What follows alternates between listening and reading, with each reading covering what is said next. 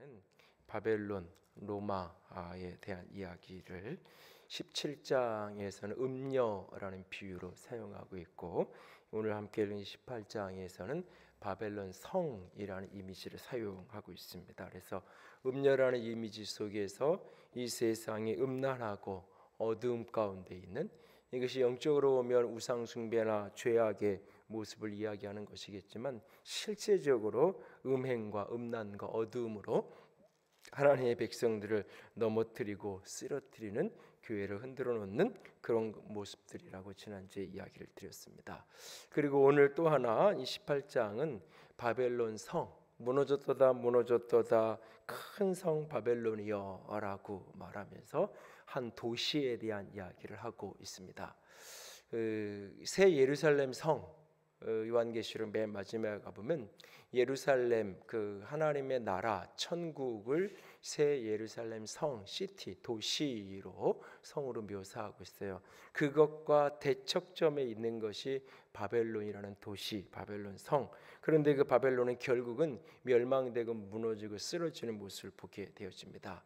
성경 속에 전체적으로 보면 창세기에 성을 처음 쌓은 사람이 가인이 성을 쌓는 것을 보게 됩니다. 그래서 하나님 없이 에덴의 동쪽으로, 그 하나님의 진노와 저주가 부어지는 그 현장 속에서 하나님 앞에 엎드려서 회개하는 것이 아니라, 하나님 앞에 엎드려서 하나님의 은혜를 구하고 긍휼을 구하는 것이 아니라, 자기 스스로 살 길을 찾아서 하나님에 대하여 반대쪽으로 에덴의 동쪽으로 떠나가서 거기에서 이제 성을 만드는 거죠. 도시를 만드는 거예요.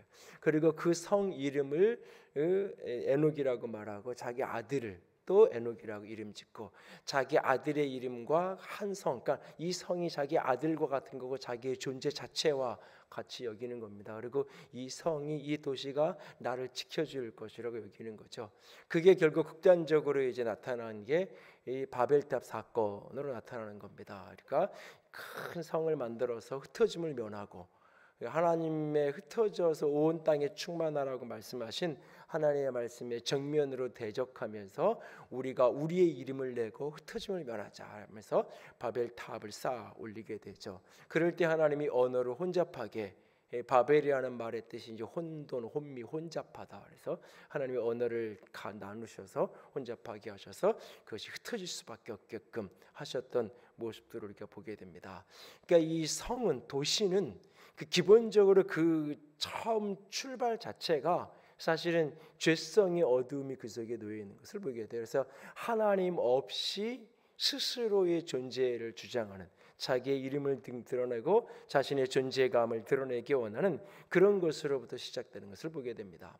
그런데 오늘 이 바벨론을 이야기하면서도 이 바벨론 성의 멸망, 이게 이제 근접한 역사로는 로마의 멸망을, 과거의 바벨론의 멸망을 그 이미지를 사용해서 사도 바울이 지금 이제 백성들이 그 교회에게 설명하고 있는 거고, 이것이 오늘 우리에게는 이것이 세상 나라가 궁극적으로 멸망할 거고 하나님의 나라가 이 땅 가운데 도래할 것을 우리에게 보여주고 있는 것이고, 근데 여기에서 우리가 결국 던져야 되는 중요한, 오늘을 사는 성도들이 물어야 되는 질문 중에 하나가 뭐냐면, 내가 사는 삶이 이 또 다른 이 바벨론 성을 쌓는, 또 다른 큰 성을 쌓는, 내 이름을 드러내고 나 자신을 드러내는, 내 스스로의 이름과 명예와 영광을 드러내는 또 다른 바벨론을, 바벨탑을 쌓고 있는 그런 인생을 살아가고 있지 않는지. 그렇다면 결국은 그것은 무너질 수밖에 없을 것이고, 결국 그것은 하나님의 심판 가운데 놓여질 수밖에 없을 것입니다. 이 바벨론이라고, 바벨론 성으로 묘사되는 그 성의 핵심적인 성격을 몇 가지 본문 속에서 볼 수 있습니다. 7절이 중요한 구절인데요, 7절을 보면 그가 얼마나 자기를 영화롭게 하였으며 사치하였는지 그만큼 고통과 애통함을 갚아주겠다라고 이야기하고 있어요. 이게 두 가지 성격을 이야기합니다. 그가 얼마나 자기를 영화롭게 하였으며 하나, 두 번째는 사치하였는가.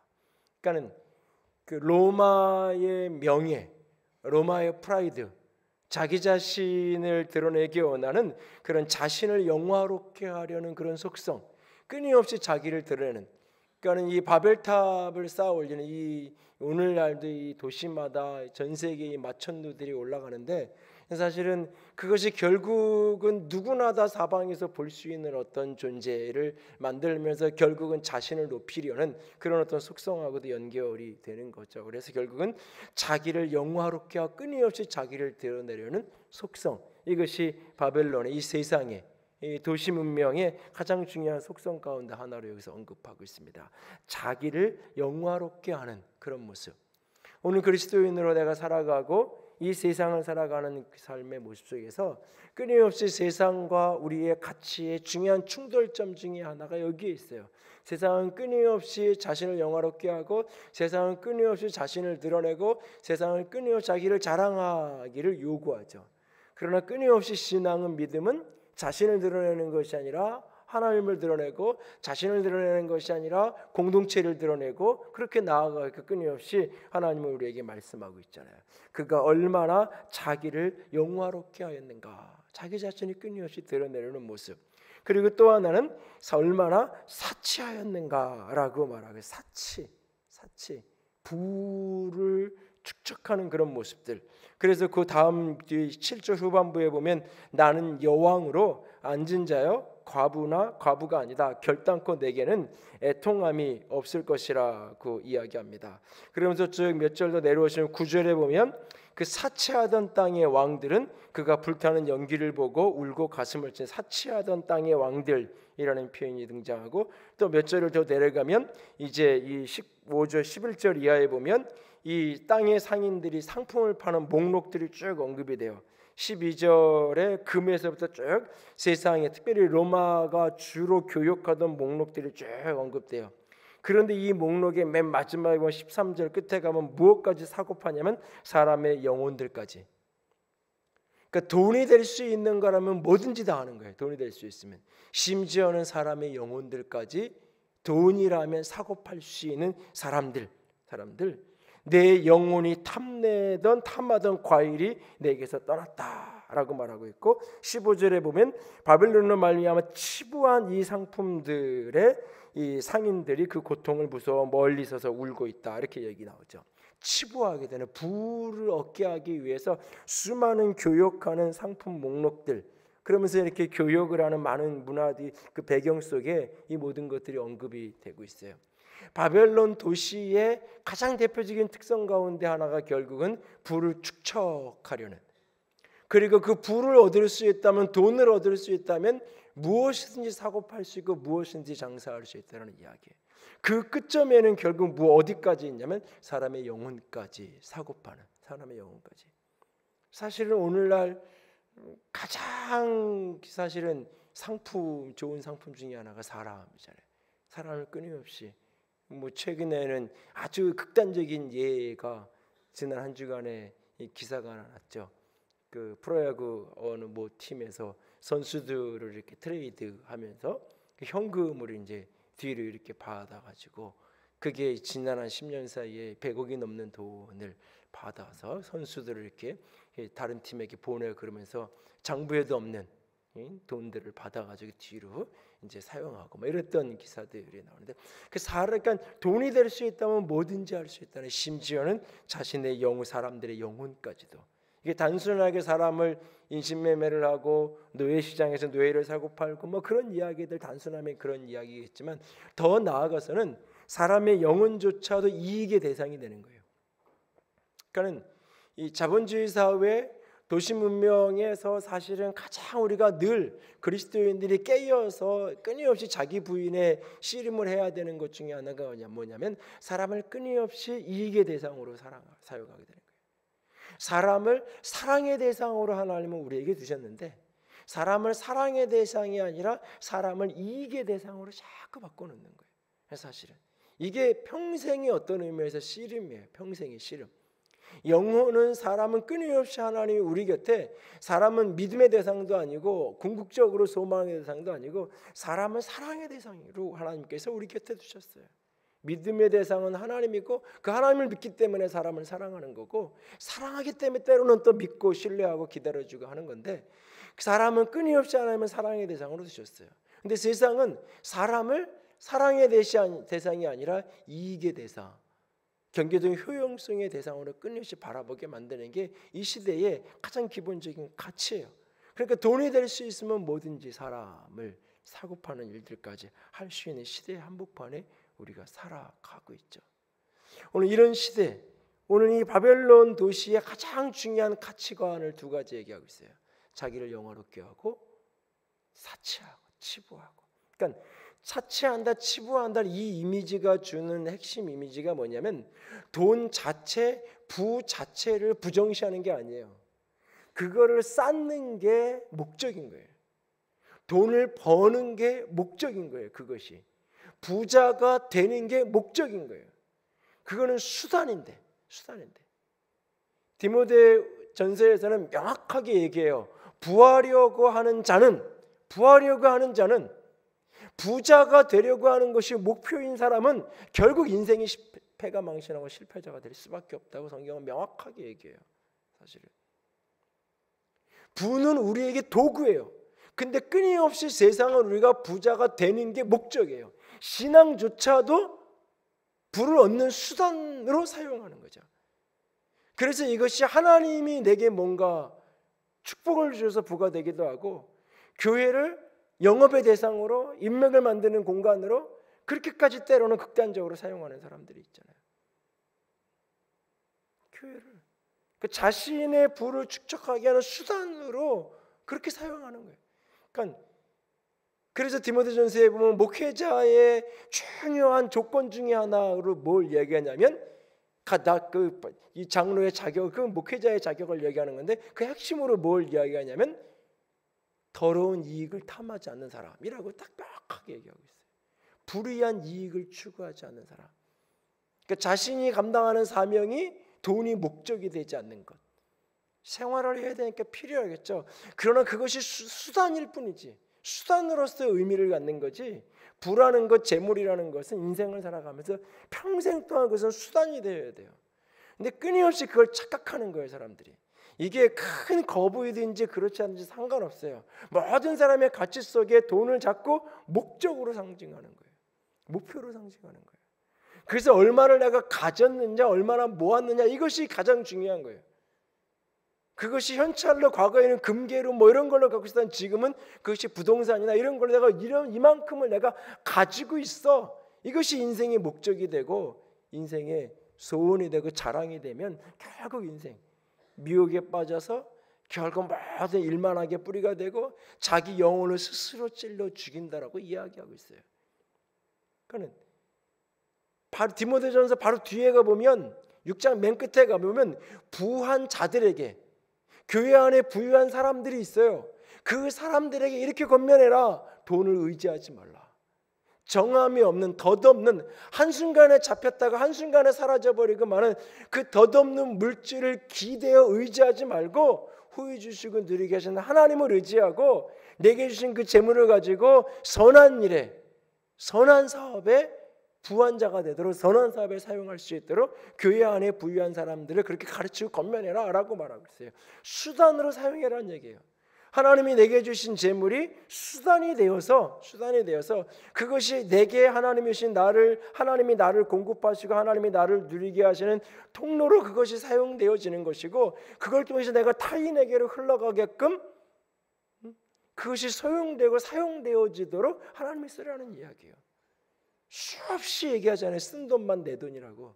쓴 돈만 내 돈이라고 수없이 얘기해요. 사람들은 성경이 없다고, 성경에 어디 그런 얘기가 있냐고.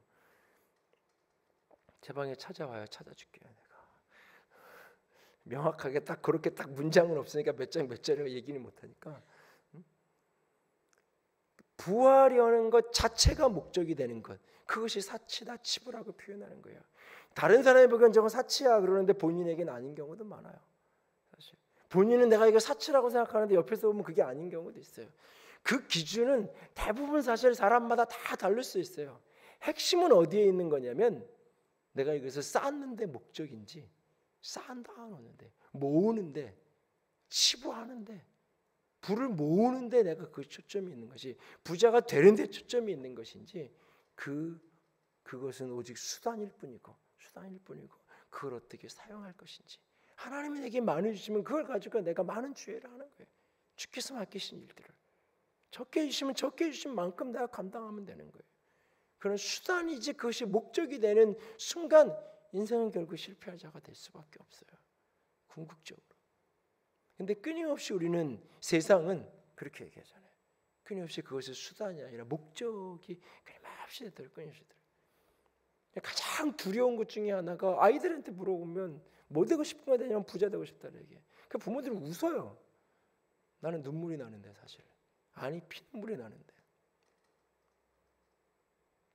어린아이들의 가슴에서 인생의 목적이 그거라면 저 아이는 그거를 위해서 부모도 버릴 수 있고 그것을 위해서 신앙도 버릴 수 있는 아이인 거예요.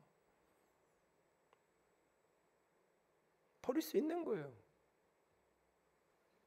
그게 목적인데 인생의 목적인데 그걸 위해서 내가 좋은 대학을 가야 되고 그걸 위해서 이번 시험에 붙어야 되고 신앙은 나중 문제고 붙고 나서 부자 되고 나서 나중에 문제지. 가정도 사업도 다 돈이 먼저인 거예요. 돈이. 결혼도 투자인 거예요. 그래서 같이 내가 투자해서 같이 함께 부를 더 만들어갈 수 있는 사람을 찾는 거죠. 그래서 어디다가 내가 투자를 해야 내 인생이 더 성공할 수 있을까? 결혼도 투자라고 생각하고 며느리를 얻고 사위를 얻는 것도 투자라고 생각하고 이 개념이 우리 속에 깊이 들어와 있는 거예요. 근데 이 바벨론 성의 모습을 그렇게 얘기하고 있어요. 자기를 영화롭게 하는 자기 자신을 그렇게 드러내고 사치하고 치부하는 이것이 그걸 위해서라면 사람의 영혼까지도 팔아먹고 매매를 할 수 있는 사람들 그것이 바벨론 성의 모습인 거예요. 이 모습을 이야기하면서 주님은 오늘 말씀하세요. 이 성이 그렇게 화려하고 그렇게 거대하고 커 보이는데 반드시 그 성은 망할 거라고. 어느 날 아침에 하루아침에 망하게 될 것이라고 이야기해요. 8절에 보세요. 그러므로 하루 동안의 그 재앙들이 이르리니 사망과 애통과 흉년이라 불에 살라지리라.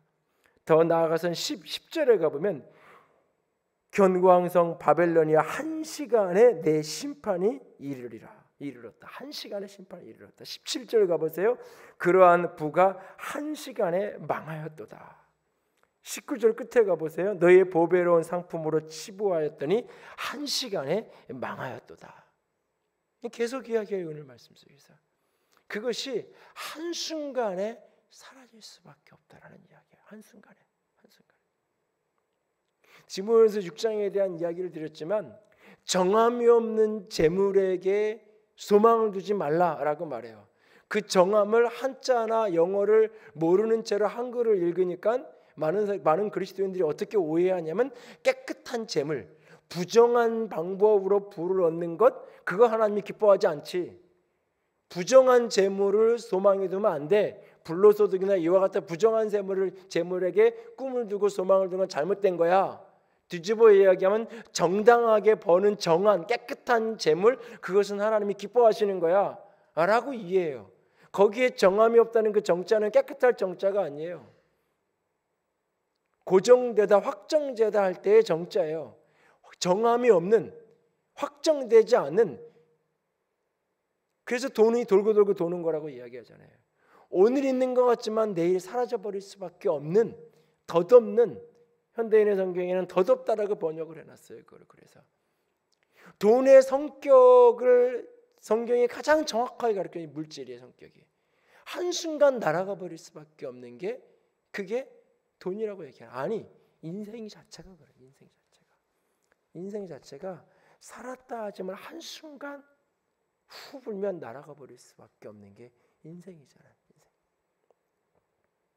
몇 가지 중요한 결정을 할 게 좀 있어가지고 몇 주 씨름을 했는데 어제 중요한 결정을 제 내면 속에서 내리게 했던 중요한 계기 중에 하나가 아시는 분은 아시는 분들 계실 텐데 25년 동안 투병 생활하던 그 임마누엘 집사님 한 분이 어제 이제 화요일 날 돌아가셔서 어제 이제 장례 발인을 했는데 그분에 대한 이야기를 잠깐 이렇게 마지막 그 임종하는 그 날 화요일 날 그 풍경을 이렇게 들을 기회가 어제 저녁 늦게 있었는데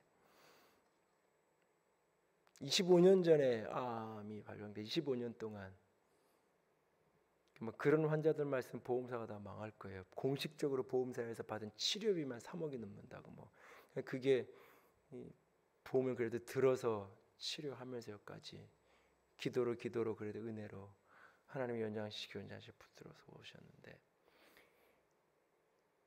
그냥 그 전날 화요일 날 아침에 일어나서는 여태까지 살면서 가장 깊고 가장 달고 가장 평안한 잠을 잤다고 아침에 일어나서는 이야기를 하고 화장실을 이렇게 갔다가 그 이제 몸이 불편한 몸으로 화장실을 갔다가 와서 그리고는 이제 침대에 앉아서 본인이 느끼는 거예요.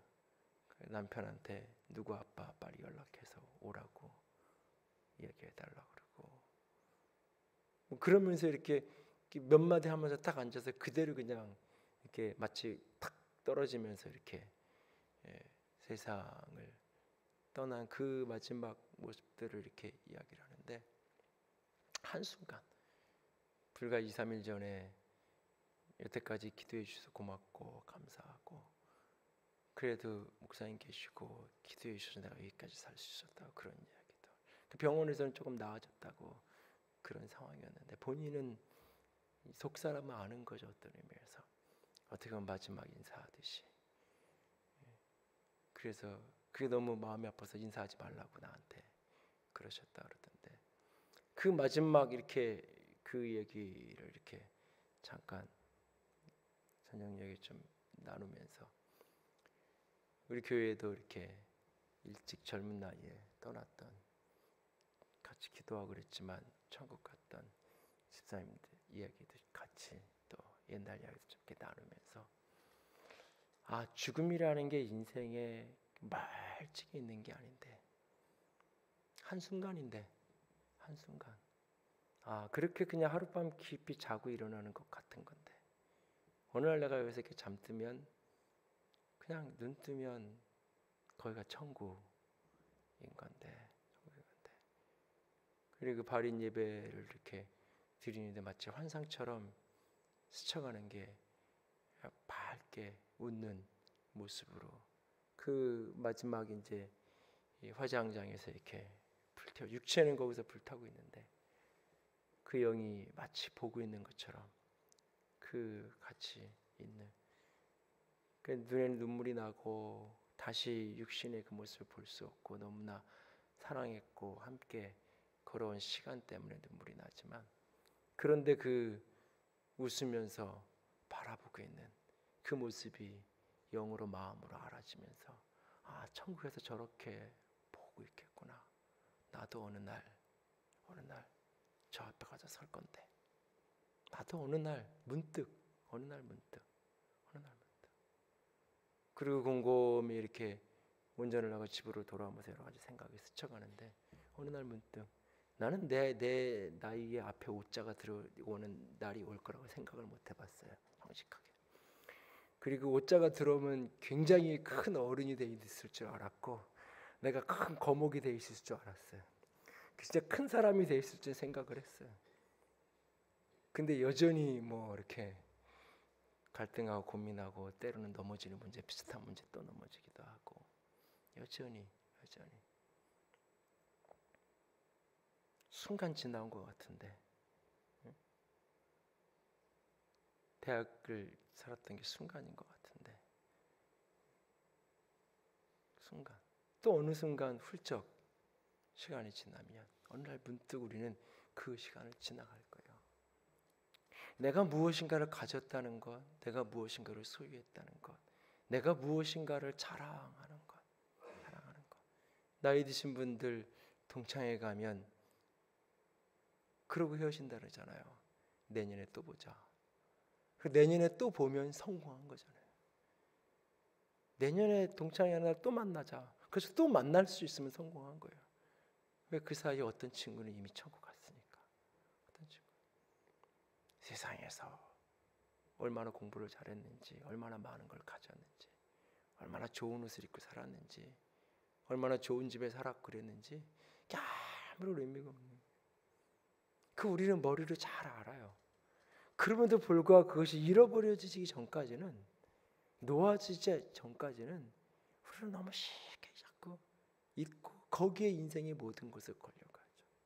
오늘 말씀은 그 모든 것들이, 그 부도 보배로운 상품으로 치부하려고 했던 그것들도, 그 바벨론 성 그 모든 것들이 한 시간에 하루 동안 재앙이 오고, 재앙은 하루 동안 부어지는데 그게 망하는 데는 1시간밖에 걸리지 않았다는 거예요.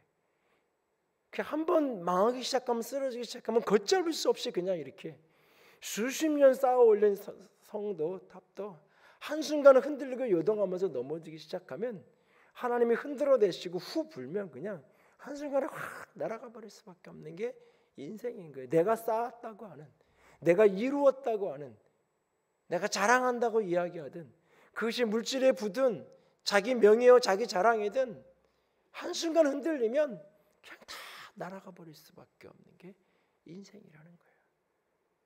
그러니까 그 한순간에 날아가 버릴 수밖에 없는 거예요. 그리고 남는 건 뭐냐? 슬픔과 애통과 탄식밖에 없다는 거예요. 그 땅 속에 살던 사람, 그 가치 속에 살던 사람, 인생의 마지막에 남는 거 후회밖에 없다는 거예요. 후회밖에 없다는 거예요.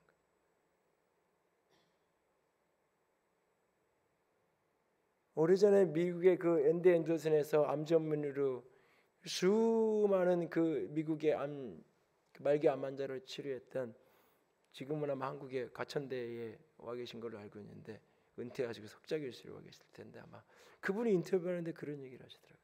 자신이 미국에서 수많은 환자들을 이렇게 대하면서 한국의 암 환자랑 다른 게 몇 가지 있는데, 그 대표적인 거 하나가 뭐냐, 한국의 암 환자는 딱 묻는 게 뭐냐면, 저 살아요, 죽어요? 이거부터 묻는다는 거예요. 아니 이제 검사 결과 나왔는데 이제 제일 먼저 묻는 게, 선생님 저 살 수 있어요? 이거부터 묻는다는 거예요. 그러니까 그거 살고 죽는 거, 그리고 조금 회복돼서 나가면 제일 먼저 하는 게 뭐냐면 하던 일 다 정리하는 거예요. 하던 일 다 정리해서 어디 요양을 하러 가든지, 어디 저 산골을 가든지, 내가 하던 일, 직장생활이고 가정, 모든 내가 내 삶에 내가 지금 여태까지 소중하게 하던 걸 다 정리하고 끝내는 일부터 한다는 거예요. 근데 자기가 경험한 많은 미국 사람들은 그런 부분에서 다른 부분이다. 살고 죽는 거 어차피 다 죽는 거. 그 내가 오늘 어떻게 해야 되는지, 살아요 죽어요를 묻는 게 아니라, 선생님 내가 어떻게 해야 되는데요? 내가 수술을 해야 되는지, 약을 먹어야 되는지, 이대로 그냥 기다려, 내가 뭐 어떻게 해야 되는지. 그리고 그 중에는 그만두고 뭐 이런 사람들이 있겠지만, 많은 사람들이 자신이 하던, 수술을 하고 태어나면 자기 하던 자리, 자기 하던 일터, 자기 자리로 되돌아가서 일상을 또 살아간다는 거예요.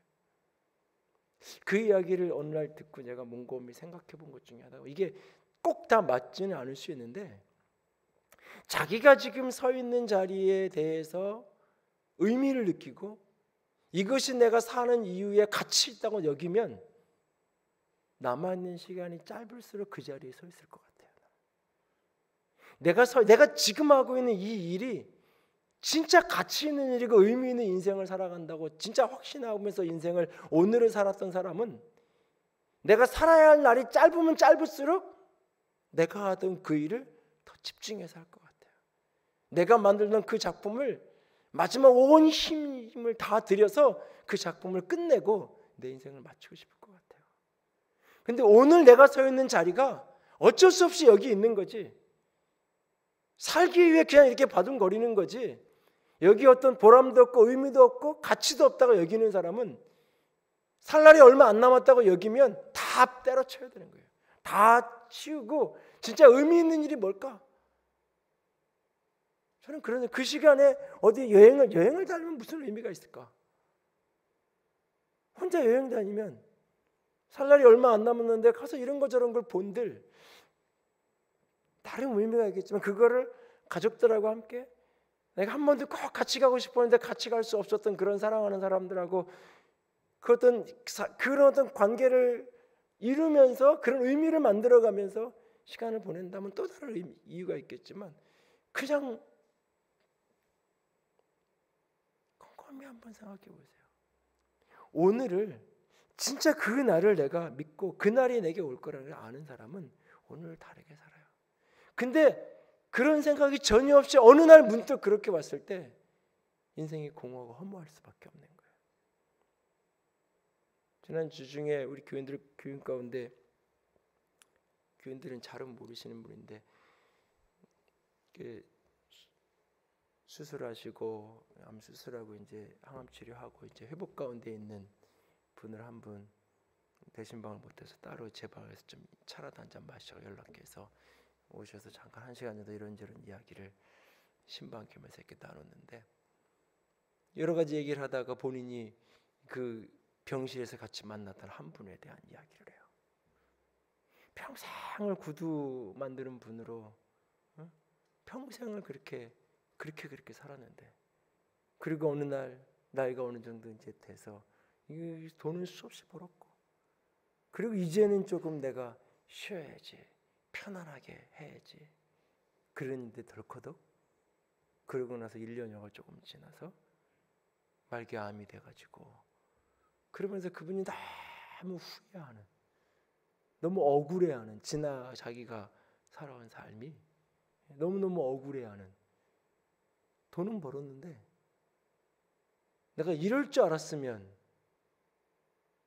그런 이야기를 문득 이렇게 하시면서 그 병실에서 만났던 몇몇 사람들의 풍경을 이렇게 전해주시더라고요. 오늘 여기 이 사람들이 지금 슬퍼하고 애통하고 막 그런다 그러잖아요. 바벨론이 망하는 걸 보고 그 거래하던 상인들이 바벨론을 대상하기 로마를 대상으로 무역하고 막 이러던 사람들이 거기가 망하니까 운다고 얘기하죠. 예를 들면 어떤 A라는 기업인데 거기랑 막 이렇게 거래하면서 그 기업 때문에 많은 걸 얻고 벌고 살던 사람이 그 기업이 망했어요. 그러니까 막 울어요. 근데 사실 그 우는 게 그 기업을 위해서 우는 게 아니잖아요. 이 사람들이 지금 우는데 바벨론 때문에 우는 게 아니에요. 로마 때문에 우는 게 아니에요. 내가 이제 먹고 살 게 없게 생겼다고 우는 거예요. 그리고 이 속에서 억울해서 우는 거예요. 사실은 이렇게 결국 다 한 시간에 날아가 버릴 수밖에 없고 이렇게 한 시간에 망가질 수밖에 없는 거라면 나는 어디에 인생에 초점을 두고 살아야 되는가? 어디에 인생점을 살아야 되나? 오늘 본문 4절은 우리에게 아주 중요한 이야기를 해요. 내가 들으니 하늘로부터 다른 음성이 나서 이르되 내 백성아 거기서 나와 그의 죄에 참여하지 말고 그가 받을 재앙들을 받지 말라. 거기서 나오라고 얘기해요. 거기서 나와 그 재앙을 받지 말라고요. 그런데 여기 중요한 연결점이 있죠. 그 죄에 참여하지 말고 거기서 나오라는 이야기는 이 바벨론이 망할 거니까 내 몸만 도망가라 이 이야기를 하는 게 아니겠지. 장소만 바꾸는 이 성이 망하니까 이 성으로 이 회사가 망할 회사니까 옆에 회사로 옮겨가라 그런 이야기가 아닌 거죠. 나와서 재앙을 피해라. 그런데 어떻게 재앙을 피할 수 있느냐? 그 죄에 참여하지 말라. 그 도시에서 나온다는 것은 그 멸망당할 성에서 나온다는 것은 그 죄를 피하라. 그 죄를 짓지 말라. 그 죄에 참여하지 말라는 거예요. 오늘날 우리가 이 세상을 살면서 이 세상이 악하고 어둡고 결국 세상 나라가 망할 거니까 세상에서 나와서 저 어디 산에 가가지고 우리가 같이 모여서 우리끼리 집단 생활하고 우리끼리 개토를 만들어서 우리끼리 나름대로 공동체를 만들어서 살자고 그 이야기를 하는 게 아니에요. 왜냐하면 우리끼리 이렇게 모여도 내가 보면 싸울 것 같아요. 교회들 싸우는 거 보면 이렇게 세상에서만 싸우는 게 아니라 교회 일 하다가도 싸우고 주차하다가도 싸우고 뭐 이런저런 일들이 분명히 있어요. 중요한 건 거기서 나와서 교회로 오면 되는 게 아닌 거예요. 세상 나라가 그러니까 거기서 다 빠져나와가지고 직장도 포기하고 사업도 포기하고 장사가 다 버리고 다 신학교 가고 내가 대학을 가서 내 나름대로는 진정 지금 생각하면 사실 아무것도 아닌데 그 나이에 내 인생에 가장 가치 있는 것들을 포기하고 갔을 때 저는 천사들만 모였는 줄 알았는데 완전히 이렇게 저 기숙사 구석에 소주병도 있고 담배꽁초도 있고 80주년 한참 데모할 때니까는 뭐 체류가스는 돌아다니고 이 긴 장의자가 막 날아다니고 뭐 이런 상황들을 풍경을 보시다가 이러려고 이 학교로 왔나 그러면서 이렇게 내적인 방황을 심하게 했던 때가 있었는데, 그러니까 거기에서 나오라는 의미가 그냥 이 제도적인, 환경적인, 형식적인, 외적인, 물론 그런 것도 있을 수 있겠지만 그것이 첫째 본질로 얘기하는 게 아니죠. 중요한 것은 그 동일한 죄에 참여하지 말라는 거예요. 동일한 죄. 동일한 죄, 어떤 죄? 자신을 영화롭게 하는 것. 자신을 영화롭게 하는 것. 사치하는 것. 치부하는 것. 자신의 명예, 자신의 이름, 자신의 체면, 자신의 주장, 자신의 자존심, 자신의 권위, 이걸 지키는 것, 이걸 드러내는 것, 이걸 내세우는 것, 이걸 자랑하는 것, 이걸 영화롭게 하고 영광스럽게 하는 것, 이것이 인생의 첫 번째 목적이 되어 있는 그것, 꺾으라는 얘기를 하는 거예요. 돈을 버는 것, 부자가 되는 것, 돈의 권력을 갖는 것, 그것이 인생의 목적이 되어 있는 것, 꺾으라는 얘기예요. 돈은 수단이고 높이는 건 오직 하나님이 높여주는 순간만 높여질 뿐이에요. 오늘 본문의 시작이 1절에 한 천사인데 그 천사의 영광으로 온 땅이 밝아지잖아요. 그의 영광으로 땅이 환하여지더라. 하나님의 영광을 덧입은 천사, 그에게 부어진 그 하나님의 영광의 빛이 해가 온 세상을 밝히는 것처럼 그의 영광이 온 세상을 밝힌다고요. 이 땅의 사람들이 아무리 자기를 자랑해도, 바벨론 성이 아무리 자신을 자랑하고 내세워도 하늘의 천사가 하나님의 영광을 덧입어서 이 온 세상을 비치는 그 빛 앞에, 이 형광등 앞에, LED 전등 앞에 촛불처럼 아무런 의미 없는 게 돼버리는 거예요. 이 세상의 영광은. 그럼에도 끊임없이 세상의 영광과 명예만을 추구하며 너 그렇게 살래? 거기서 나와라. 끊임없이 돈과 그것이 인생의 목적이 되어서, 부가 수단이 아니라 인생의 목적이 되어서 살아가는, 그래서 심지어는 사람의 영혼까지도 돈 앞에서 사고 팔 줄 아는 그런 인생, 그런 사람으로 살 그 죄 속에서 빠져나오라고. 거기서 나와 그 죄에 참여하지 말라고. 그러면 그 재앙이 되겠지. 임하지 않을 거라고 말합니다. 오늘 이 말은 내가 빠져나가야 되는 것인 동시에 내 속에서 그것을 빼내야 되는 거예요. 출애굽의 역사는 이걸 정확히 보여주고 있어요. 애굽에서 그들이 나와야 했고 그들 속에 있는 애굽을 빼내야 했어요. 그래서 그들은 필연적으로 광야를 거칠 수밖에 없었던 거예요. 그들 안에 있는 애굽. 이게 안 빠져나왔기 때문에 애굽에서는 나왔는데 광야에서 죽는 거예요. 구원은 받았는데 구원의 영광은 누리지 못하는 거예요. 가나안의 축복을. 애굽에서 나왔는데 늘 애굽을 살았으니까. 애굽에서 몸이 나왔는데 애굽에 사는 것처럼 살았어요. 애굽을 그리워하고 애굽을 꿈꾸고 애굽을 동경하면서 광야를 끊임없이 걷는데 시선은 늘 애굽에 가 있었어요. 그걸 기준으로 해서 끊임없이 원망하고 끊임없이 그들의 원망의 기준은 애굽이에요. 애굽에서는 이런 것도 먹었고 이런 것도 먹었고 이런 것도 이렇게 살았는데 왜 우리는 이렇게 살아야 되는지. 애굽에서 몸이 나왔지만 내 안에 있는 애굽이 빠지지 않은 거예요. 그래서 광야에서 그렇게 다 죽어, 출애굽 1세대가 다 죽어가는 거예요. 결국 오늘 우리 속에 이 세상에서 내가 빠져나오는 것 동시에 내 안에 남아있는 끊임없이 교회 안에서도 신앙하면서도 신앙 공동체 속에 살면서 끊임없이 내 속에 올라오는 자기 명예, 자기를 영화롭게 하고 싶은 그 마음들, 끊임없이 오늘도 물질에 대한 이 욕망들, 욕구들, 이것이 나를 흔들 때 그것을 다스려낼 수 있는 저와 여러분이 될 수 있기를 원합니다.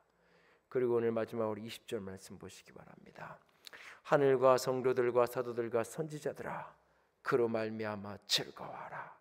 하나님이 너희를 위하여 그에게 심판을 행하셨음이라 하더라. 세상 나라가 멸망하는 그날 즐거워하라고 이야기하고 있어요. 기뻐하라고 이야기하고 있어요. 하늘과 성도들과 사도들과 선지자들아, 그로 말미암아 즐거워하라, 즐거워하라. 이것은 바벨론이 로마가 망하는 것을 보고 즐거워하라는 이야기인 동시에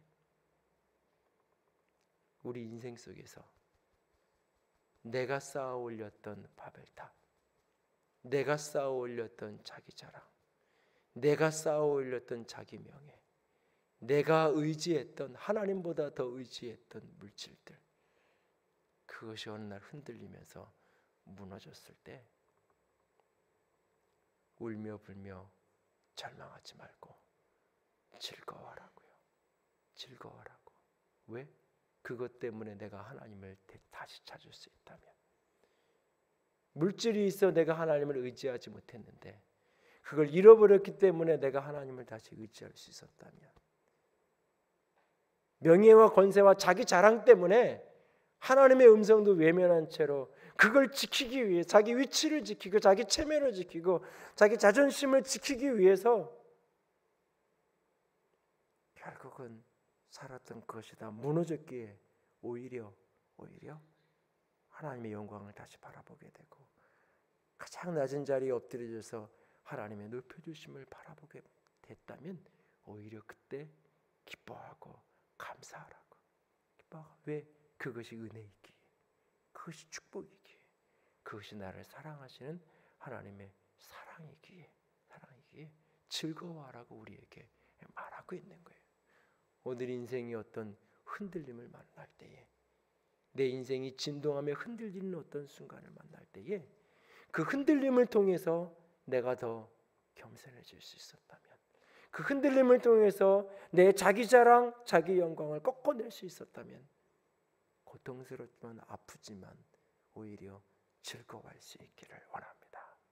그 잃어버린 것 때문에, 그것이 물질이든 무엇이든 잃어버린 것 때문에 내가 하나님을 다시 붙들기 시작했다면, 내가 하나님을 다시 찾고 더 절실하게 하나님께 매달리기 시작했다면 오늘 슬퍼하고 절망하는 것이 아니라 오늘 기뻐하고 또 즐거워하십시오.